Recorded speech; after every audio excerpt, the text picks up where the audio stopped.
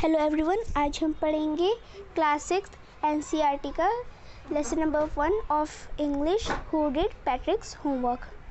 तो आज हम इस वीडियो में इसकी रीडिंग करेंगे। चलिए फिर शुरू करते हैं। Patrick never did homework, too boring he said. जो एक लड़का है पैट्रिक, और वो कहती है उसको होमवर्क अच्छा नहीं लगता और वो करता भी नहीं। वो कहते हैं कि ये बहुत ही बोरिंग होता है। He played hockey and basketball and Nintendo instead। और ये कहते हैं कि और ये हॉकी, बास्केटबॉल और निंटेंडो खेलता है। निंटेंडो एक वीडियो गेम होती है। His teachers told him, Patrick, do your homework or you won't learn a thing। तो जो इसके टीचर्स होते हैं वो कहते हैं कि पैट्रिक अपना होमवर्क करो, नहीं तो आप एक भी चीज़ लर्न नहीं कर पाओगे। And it's true, sometimes he did feel like an ignoramus। और ये ट्रू हुआ। कभी कभार पैट्रिक सोचते हैं कि वो एक इग्नोरमस है, और इग्नोरमस का मतलब होता है a person who lakhs education, जिसको कि एजुकेशन के बारे में कोई नॉलेज नहीं होती। But what could he do, he hated homework. लेकिन वो भी क्या करे, उसको होमवर्क अच्छा नहीं लगता। Then one day he found his cat playing with a doll and he grabbed it away। और एक दिन उसने देखा कि उसकी जो कैट है वो एक लिटिल डॉल के साथ खेल रही है। उसने अपने और पैट्रिक ने फिर उसको अपने हाथों में पकड़ा और चला गया। To his surprise, it wasn't a doll। उसने देखा कि वो एक डॉल नहीं at all but a man of tiniest size। तो उसने देखा कि ये एक डॉल नहीं, ये एक मैन है जो कि बहुत छोटा है। He had a little wool shirt with old-fashioned breeches and a high tall hat much like a witch's। और उसने लिटिल वूल की शर्ट पहनी हुई है, ओल्ड लाइक फैशन की ब्रिचेस होते हैं शॉर्ट ट्राउज़र, और उसने एक लंबी सी टोपी पहनी है जैसे कि विचेस पहनती है ना, कार्टून्स में आपने देखा होगा या फिर मूवीज़ में, वैसी। ही येल्ड, उसने वो चिल्लाया, save me, don't give me back to that cat, I grant you a wish, I promise you that. तो जो छोटा सा मैन है वो कहता कि मुझे उस बिल्ली के पास वापस मत करो, और वो कहते हैं कि अगर तुम मेरे को वापस नहीं करोगे तो मैं तुम्हारी कोई एक विश पूरी करूँगा, और मैं प्रॉमिस करता हूँ। Patrick couldn't believe how lucky he was। और पैट्रिक अपने बिलीव नहीं कर पाया था कि वो कितना लकी है। Here was the answer of all of his problems। यहाँ उसका आंसर था, जो कि उसकी सारी प्रॉब्लम्स थी, यहाँ पे उसका आंसर था। So he said, only if you do all my homework till the end of the semester, that is 35 days। तो पैट्रिक कहता कि मैं तुम्हें तभी उस कैट से बचाऊंगा जब तुम मेरा होमवर्क करोगे, जब तक कि हमारा सेमेस्टर ख़त्म नहीं होता, जो कि 35 डेज़ का है। If you do a good enough job, I could even get A।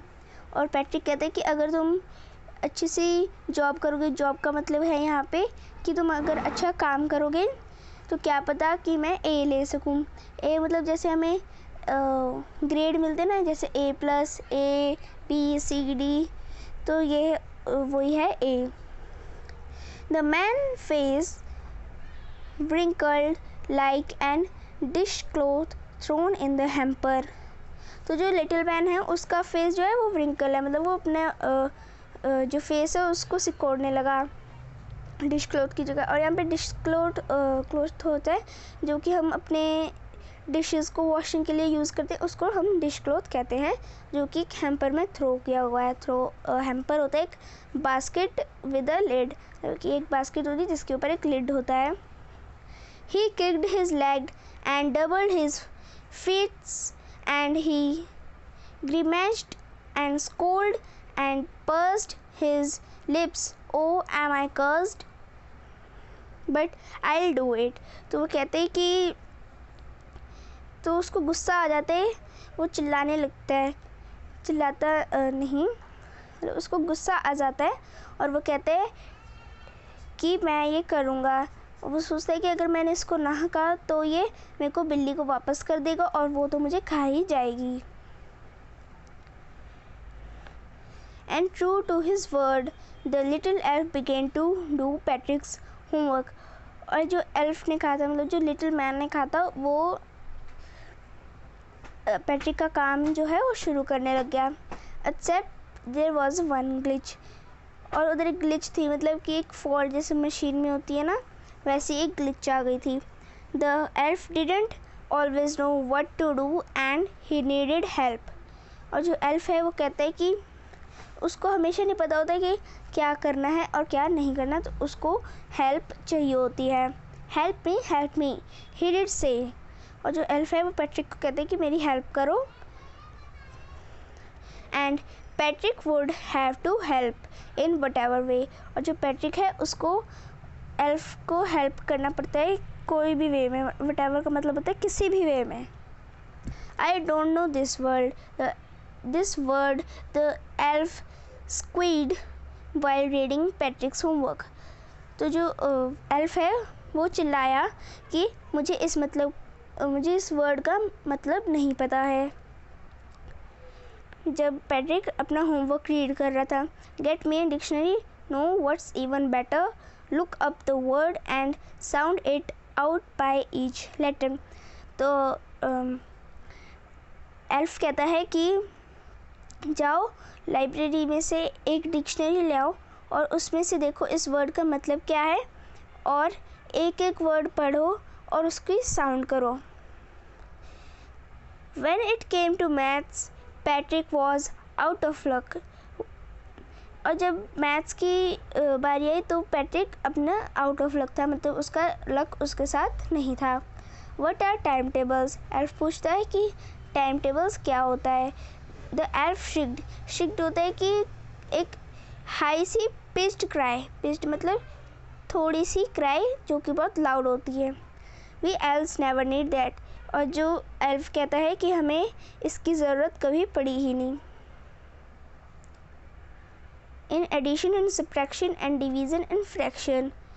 और जो एडिशन सब्ट्रैक्शन डिवीज़न और फ्रैक्शन है उसको उसके बारे में मालूम नहीं था।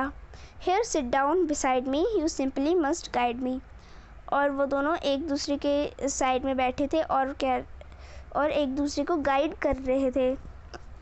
Elf know nothing of human history, to them it's a mystery. तो जो एल्फ है उसको ह्यूमन हिस्ट्री के बारे में कुछ भी नहीं पता, वो एक जस्ट अ मिस्ट्री बन के रह गई है। So the little elf already a शाउटर just got louder. तो जो छोटा सा एल्फ था वो एक शाउटर था, मतलब जो चिल्लाता रहता है। और जस्ट जब वो पैट्रिक को पढ़ाना शुरू किया तो उसने थोड़ा लाउड चिल्लाना शुरू कर दिया। Go to the library, I need books. और एल्फ कहता है पैट्रिक से कि जाओ लाइब्रेरी में और मेरे लिए बुक्स लेके आओ। More and you can help me read them too. कहते कि मेरे को और किताबें चाहिए और तुम इनको रीड करवाने में भी मेरी हेल्प कर सकते हो। As a matter of fact every day in every way that little elf was an egg. और नैग का मतलब होता है one who grumbles one all the time by complaining और asking them to do something.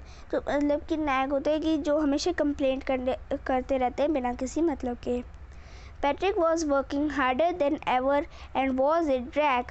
और जो Patrick है वो पहले से बहुत ही ज़्यादा मेहनत कर रहा था। और ड्रैग का मतलब होता है यहाँ पे uninteresting. He was staying up nights, had never felt so weary, was going to school with his eyes puffed and blurry. तो जो पैट्रिक है वो पूरी रात जागता रहा और अपना काम करता रहा। उसको कोई वरी नहीं थी कल उसने स्कूल जाना है, हमें सुबह उठना है या नहीं। was going to school, और वो स्कूल भी जाता था with his eyes puffed का मतलब जब हम रात को सोते नहीं तो हमारी आइज़ मतलब फूल सी जाती है, उसको पफ्ड कहते हैं।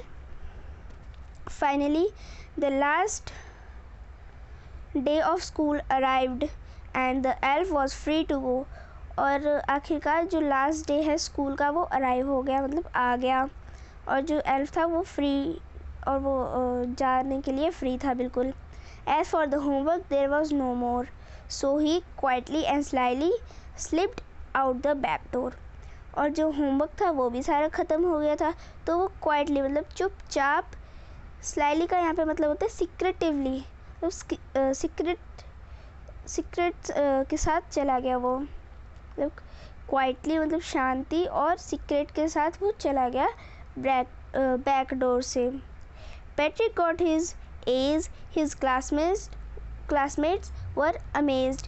पैट्रिक है, उसको सारे सब्जेक्ट में ए मिला, और उसके क्लासमेट्स का मतलब होता है जो हमारे क्लास में दोस्त होते हैं उसको हम क्लासमेट्स कहते हैं, और वो जो कि अमेज्ड हो गए थे। His teachers smiled and were full of praise.